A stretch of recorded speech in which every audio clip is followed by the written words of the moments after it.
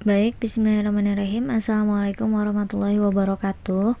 Anak-anak, kita akan lanjutkan bab kalor dan perubahannya. Itu dari lanjutan video yang pertama. Ini adalah part 2-nya. Jadi kalau supaya kalian lebih paham, kalian harus nonton secara berurutan ya.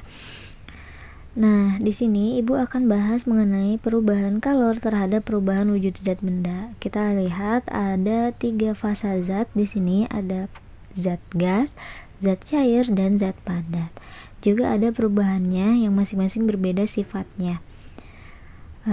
Apabila zat padat berubah menjadi zat gas, maka kita akan sebut menyublin. Apabila zat gas berubah menjadi zat padat, sebaliknya ya, atau sebaliknya itu akan berubah menjadi mengkristal peristiwanya.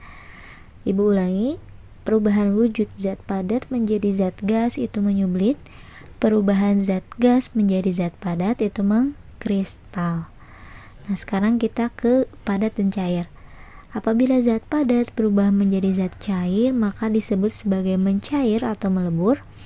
Sedangkan perubahan zat cair menjadi zat padat kita sebut sebagai membeku. Nah, selanjutnya perubahan zat cair menjadi zat gas itu prosesnya menguap kita sebut. Dan apabila zat gas berubah menjadi zat cair, prosesnya adalah mengembun. Oke, kita lanjutkan ya. Nah, kita lihat ya. Perubahan wujud zat yang melepaskan kalor adalah proses membeku. Dari air menjadi es batu, berarti suhunya turun. Terus proses mengembun, kemudian proses mengkristal, dan ada juga yang memerlukan kalor adalah yang memerlukan kalor mencair, menguap, dan menyublin. Nah, selanjutnya Ibu akan bahas kalor laten. Apa sih kalor laten itu?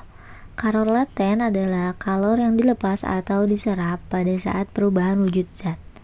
Satuan kalor laten adalah joule per kilogram. Kalau tadi di video sebelumnya, kalau jumlah kalor atau Q itu adalah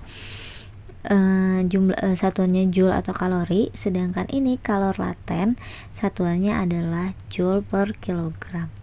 Kalor laten terdiri dari 2 jenis. Nanti ada kalor lebur atau kalor beku dan juga kalor uap.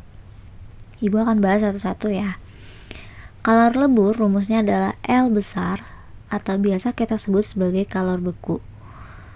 Nah, rumusnya nanti adalah Q dibagi M, berarti jumlah kalor dibagi massa benda. Nah, sehingga kita bisa mencari jumlah kalor atau Q dari rumus kalor lebur, yaitu dengan cara Q atau jumlah kalor sama dengan massa dikali kalor lebur. Di sini Ibu ambilkan atau tuliskan segitiga penolong ya. Jadi kalau kalian mau mencari Q ya, berarti kita tutup Q-nya. Q atau jumlah kalor berarti kita cari dengan rumus massa dikali kalor lebur. Kalau kita mau mencari massa, berarti kita tutup M-nya ya. Kita cari dengan Q dibagi kalor lebur. Kalau kita mau mencari kalor leburnya, berarti kita tutup L-nya, Q dibagi massa. Oke, kita lihat ya. Kalor lebur. Apa sih kalor lebur itu? Kalor lebur adalah kalor yang diperlukan oleh satuan massa zat padat untuk mencair atau melebur pada titik leburnya. Apa titik lebur? Titik lebur adalah suhu zat ketika melebur. Nah, sedangkan kalor beku adalah kalor yang diperlukan oleh satu satuan massa zat cair untuk membeku pada titik bekunya. Titik beku adalah suhu zat ketika membeku. Ingat ya tadi, kalor lebur sama dengan kalor beku. Nah, jangan tertukar ya. Perhatikan pernyataan ini baik-baik. Oke, sudah paham ya? Ibu lanjutkan. Sekarang kita masuk ke kalor uap atau kalor embun. Kalor uap sendiri adalah kalor yang diperlukan oleh satu satuan massa zat cair untuk menguap pada titik didihnya. Sedangkan titik didih adalah suhu zat ketika mendidih. Misalnya, air dapat mendidih dalam suhu 100 derajat Celcius. Berarti titik didih air adalah 100 derajat Celcius. Nah, kemudian ada kalor embun. Kalor embun adalah kalor yang diperlukan oleh satu satuan massa gas untuk mengembun pada titik embunnya. Titik embun adalah suhu zat ketika mengembun. Kita lihat ya, kalor embun rumusnya itu adalah U. Berarti Q atau kalor jenis dibagi M. Atau dapat bisa kita cari dari Q sama dengan massa dikali kalor uap. Nah, sama ini segitiga penolongnya seperti yang Ibu ajarkan di kalor lebur tadi. Oke, Ibu punya contoh soal. Ada 5 kg es batu bersuhu negatif 22 derajat Celcius. Berarti sangat dingin ya. Dipanaskan sampai seluruh es mencair dengan suhu 0 derajat. Jika kalor laten es 330 kJ per kilogram dan kalor jenis esnya adalah 2100 Joule per kilogram, maka jumlah kalor yang dibutuhkan adalah, berarti yang ditanyakan apa? Jumlah kalor. Oke, kita lihat ya. Nih, diketahui massa esnya itu adalah 5 kg, kalor jenis esnya adalah 2100 Joule kilogram derajat Celcius, suhu awalnya negatif 22 derajat Celcius, suhu akhirnya adalah 0 derajat Celcius. Kita cari delta T-nya. 0 derajat dikurang negatif 22 derajat Celcius. Ingat, 0 derajat dikurang negatif 22 derajat Celcius. Ketika negatif ketemu negatif, maka hasilnya akan jadi positif. Maka delta T-nya dapat kita ketahui menjadi positif 22 derajat Celcius. Kalor lebur es itu 333 kJ. Ingat, kalau kilojoule diubah ke joule berarti kita kalikan 1000 ya. Berarti kalor lebur esnya kita dapatkan 333.000 joule ya. Karena dikali 1000 ya anak-anak, ingat. Apa yang ditanyakannya? Q total atau kalor jenisnya? Jumlah kalornya. Kita lihat ya. Berarti kita akan mencari kalor es yang kita butuhkan dengan kalor leburnya. Kalor es, jumlah kalor esnya kita dapat dari rumus Q, yaitu massa dikali kalor jenis dikali delta T. Sedangkan kalor lebur esnya kita dapat dari massa dikali kalor lebur atau L. Kita lihat, masukkan satu-satu. Massa es 5 kg dikali kalor jenis es 2100 dikali dengan delta T nya 22, dikalikan dulu hasilnya 23.000, dikalikan dulu hasilnya adalah 231.000 ditambah dengan massa dikali kalor lebur. Massanya 5 kg dikali kalor leburnya 333.000 sama dengan 1.665.000. Dijumlahkan dengan yang tadi, jadi hasilnya adalah 1.896.000 joule. Bisa kita ubah ke kilojoule dengan dibagi 1000. Coret saja nolnya 3 ya. Jadi 1896 kilojoule. Dapat dipahami yang ini? Ibu lanjutkan ya. Ibu punya contoh soal berikutnya. Sebongkah es bermassa 0,4 kg pada suhu 0 derajat Celcius. Banyak kalor yang dibutuhkan untuk melebur es menjadi air jika kalor lebur esnya adalah 80 kalori per gram adalah. Nah, ini beda ya. Kalor leburnya 80 kalori per gram. Kalau ini masanya 0,4 kg. Berarti nanti kita harus samakan dulu. Kita lihat. Nih.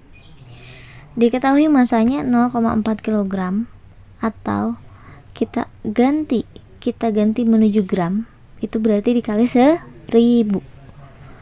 0,4 dikali 1000 gram hasilnya adalah 400 gram. Kalor leburnya adalah 80 kalori per gram. Ingat, gram dengan gram, kilogram dengan kilogram harus disamakan. Satuan massa harus dalam gram karena satuan lebur dalam kalori per gram. Berbeda dengan jumlah kalor ya.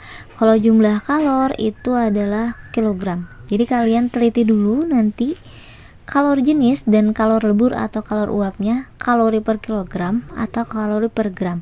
Samakan dengan massa bendanya ya. Jika satuan kalor leburnya adalah dalam joule per kilogram, maka satuan massanya juga harus dalam kilogram. Yang ditanyakan apa? Yang ditanyakan Q atau jumlah kalor. Q dapat kita cari dengan massa dikali kalor lebur. 400 gram massanya dikali kalor leburnya 80 kalori per gram. Hasilnya adalah 32.000 kalori. Dari mana Bu? Dari 400 kali 80. Dapat dipahami? Nah, supaya lebih paham, Ibu dapat ini kalor uap. Contoh soal ketiga. Berapa jumlah kalor yang diperlukan untuk menguapkan 0,5 kg air pada suhu 100 derajat Celcius jika kalor uap air adalah 2260 kilojoule per kilogram. Ini masanya kilogram dalam satuan kilogram, kalornya juga dalam satuan kilogram, berarti tidak usah kita konversi. Kita lihat ke sini. Diketahui massa air 0,5 kg, uap airnya, kalor uap airnya adalah 2260 kJ per kilogram. Yang ditanyakannya adalah Q atau jumlah kalor. Oke, kita jawab ya. Q atau jumlah kalor dapat dicari dari massa air dikali uap air. Nah, Q-nya 0,5 kg dikali 2260 kJ per kilogram. Tidak usah dirubah karena sudah pada kilogram ya. Berarti jumlah kalori yang diperlukan adalah 1130 kJ. Ini bisa dihitung ya, dikali. Bagaimana, dapat dipahami? Oke, Ibu lanjut ya. Nih, karena tadi kita bahas kalor uap ya, maka Ibu akan bahas sedikit. Penguapan dapat dipercepat dengan beberapa cara. Yang pertama, dengan pemanasan atau menaikkan suhu. Contohnya adalah kita menjemur pakaian untuk menaikkan suhu pakaian tersebut sehingga terjadi penguapan. Yang kedua, cara kedua adalah penguapan dapat dipercepat dengan memperluas permukaan zat cair. Contohnya, kopi panas dituangkan di atas cawan agar cepat dingin. Atau pakaian basah dijemur dengan cara direntangkan atau diperluas permukaannya.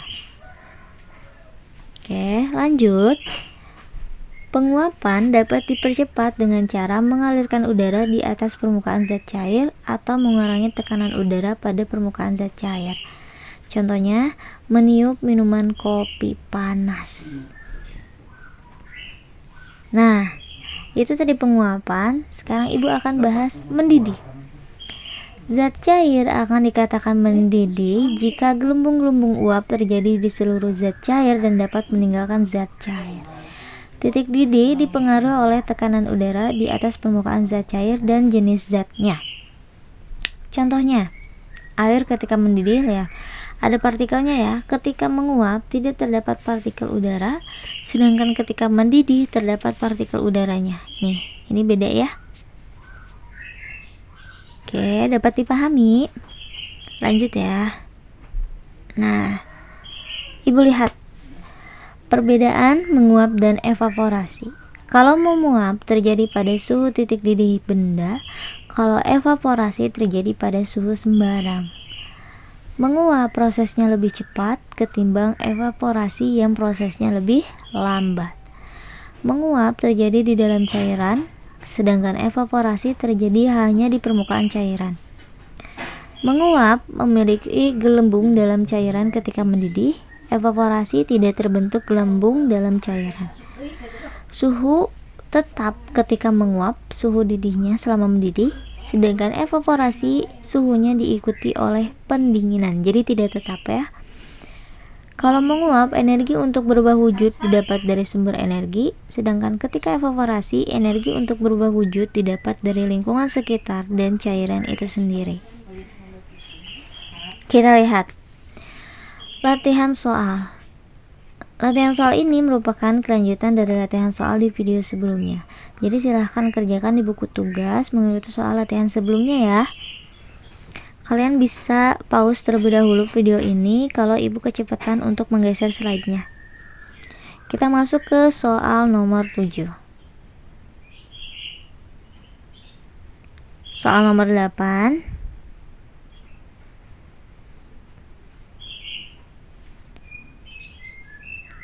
Oke, selamat mengerjakan anak-anak ibu. Satukan dengan soal yang dikerjakan sebelumnya dari video sebelumnya.